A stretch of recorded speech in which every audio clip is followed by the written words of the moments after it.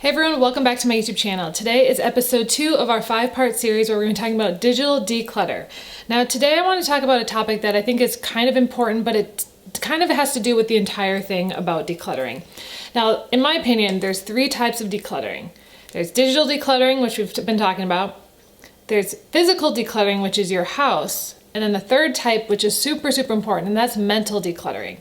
Now, this is taking all the stuff that's in your head and is like driving you nuts, which I don't know about you, but that honestly is my biggest struggle, is something that you have to actually get rid of and figure out a system for as well. So in addition to all that, we're going to be talking about that in this video because external distractions are so annoying, and there's so many really cool tools that not only help us stay, on task, but also sometimes our technology can help us distract ourselves, which we don't want to have happen as well. So let's talk about this. If you guys are new to my channel, make sure to subscribe for more videos. I talk about ADHD, productivity, Notion, marketing. I talk about a lot of different things. So I hope that you guys subscribe. There's so many other topics around this, and I've done a couple episodes about focus. I actually did an episode recently about focus. You should definitely listen to that or watch that video. But this specific video I wanted to focus specifically on, we are doing this digital declutter series, and a lot of the times I think people come and they're just at their wits' end. They are overwhelmed to the point where it's almost like they can't do anything and they're paralyzed. And that's what I think has happened to a lot of people, is they look at their computer, they see the chaos, and they're like, they just close it or they cry or whatever. I think it's all in baby steps. Go through each app, go through each individual part, and then, decide, is this the priority right now? If I organize this right now, would that save me time in the long run? The book How to Keep House While Drowning really taught me that like a lot of the stuff that we as humans are told is something that we feel a lot of shame and guilt around by society. And I think for you, as long as you have a system that works, that's fine. It doesn't have to be perfect. It doesn't have to look. I was talking with my podcast guest that's coming out this week, and she was saying, if somebody looked at my home systems, they would think it's insane, but it works for me because I know exactly how my brain works. And I think that's true for all of us, is we have to figure out what system works for us. And here's the thing that I'm finding with a lot of you guys watching, and I get the comments, is that there is no system at all. So as long as you have a system, it doesn't matter what the system is. You just need a system that works for you. And so what I'm teaching you is my 13 pillar system. I'm teaching you guys what I have found works for me, and it's a starting point. You do not have to follow my 13 pillar system, but I highly recommend just trying it, seeing if it works for you, seeing if it helps organize your files, your computer. I use this from everything to organizing my Canva account into folders. I organize my bookmarks, which we'll be talking about in a future video.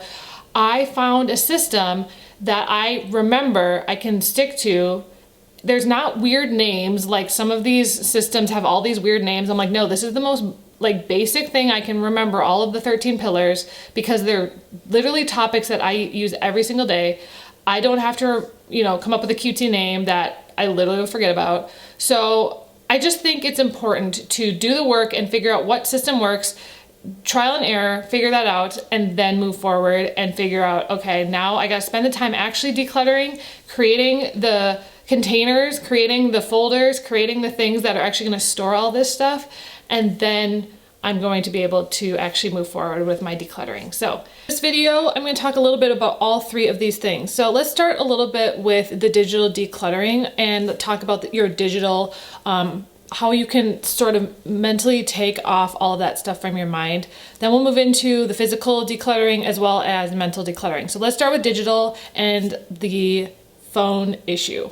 Now, I don't know about you, but one of the things that I struggle with is my phone.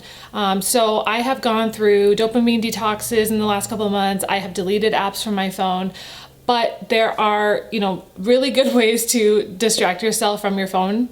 Unfortunately for me, I do marketing for a living, so I have to be on my phone a lot of the time. But let's talk about a few tools and solutions that I've found to kind of help me get away from my phone and be less distracted, especially when I want to do deep work on my computer, and talk about some of those solutions.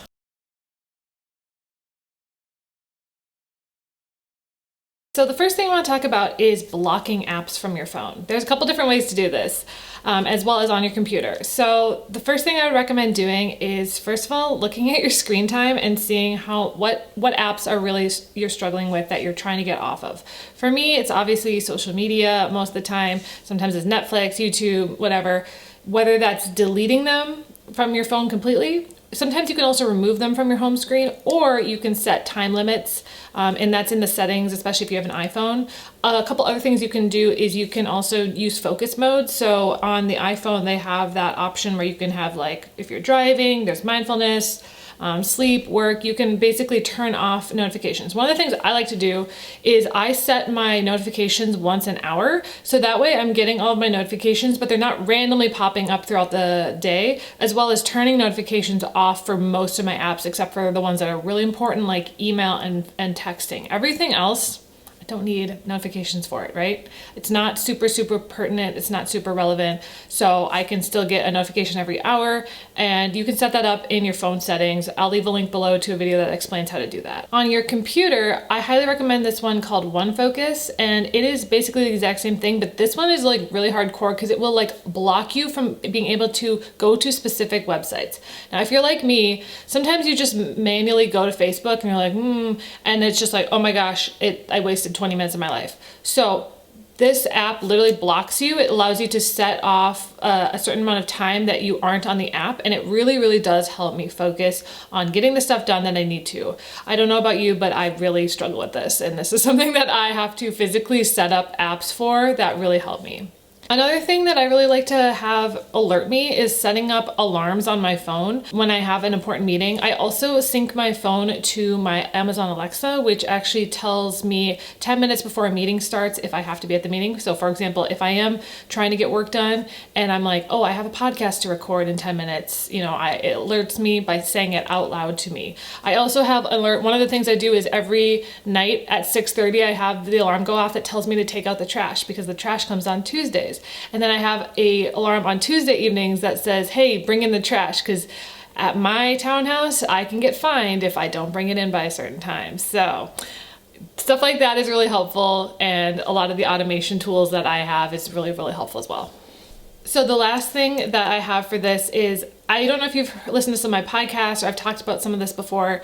To me, the best way to get more focus and to stop being distracted is starting your day out in nature. Whether that's taking a walk, standing with your feet flat on the ground, help you kind of focus. There has been studies that have proven that your attention and distractions can be improved by being outside in nature. Getting sunlight in the morning. If you follow Andrew Huberman, meditating in the morning. I set an alarm, I have it on my calendar, 15 minutes of meditation. So trying to, start your day with something that grounds you, that kind of helps you set and focus, can help. Again, I'm giving you all these tips and they have helped me, but again, a lot of the times I will say I still struggle. So that's why it is not something that I can just I can fix myself and then be done and be fixed. This is daily practice. This is things that I have spent years trying to figure out what works best for me. And to me, Pomodoro doesn't work. We had Anna Pugh on the podcast and she talked about how to her 25 minutes isn't enough time to be in flow. So figuring out what works for you, figuring out, to me, it's like, if once I get into something, I can stay, but it's like getting into it is really hard. So, for me, when I'm talking about the digital parts and how I can help myself organize and get less distracted, the tools are helpful, but they can also be distracting. So you have to use them wisely and figure out, okay, is there a way I can, sometimes I'll just put my phone in my room for the morning and be like, don't check it. You don't need to check it. Once I've posted all my social media, I'm done. I don't have to look at it anymore, right? So just figuring out rules for yourself. Okay, let's talk about physical declutter, because I think this is important as well. So I just read the book How to Keep House While Drowning, which I really liked. She talks a lot about this and how one of the things I've learned in my life is that if you have physical clutter around your house or you haven't put things away, it's very hard to stay focused and stop being distracted, because you're thinking about, oh, my room's a mess, my car's a mess, my kitchen's a mess. So, for most people, Like I can exist that way and it'll be fine. But like if my desk is messy or if something's not organized, set an alarm for 5 minutes and just clean up and maybe set a song or something and just like pick up everything.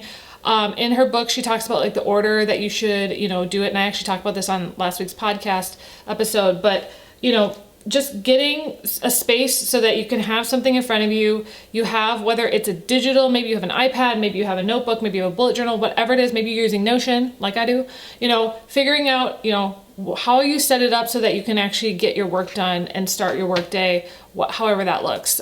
Just getting a little bit less crazy, because like right now, I can insert a picture of what my desk looks like. It's insane because I'm saying this and I'm, honestly not even following my own rules. But the next thing I'm going to do after I film this video is I'm going to clean off my desk because it's something that I need to do.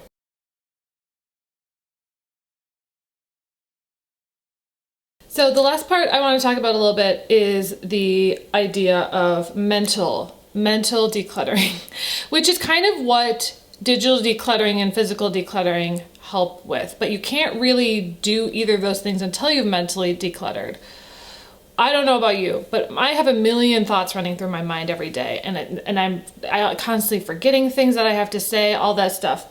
So one of the things I always recommend doing is doing a brain dump, where you write down physically with a pen, or I guess an iPad pen or whatever, Apple Pencil, all the things that are in your head that you have to remember, because this is just a way to do something called closing open loops. I read this in a book, I think it was called Redeeming Time by Jordan Rayner. He talked about this a lot, and I really enjoyed that concept of closing open loops, because if you're like always being like, gotta remember that, you will forget it.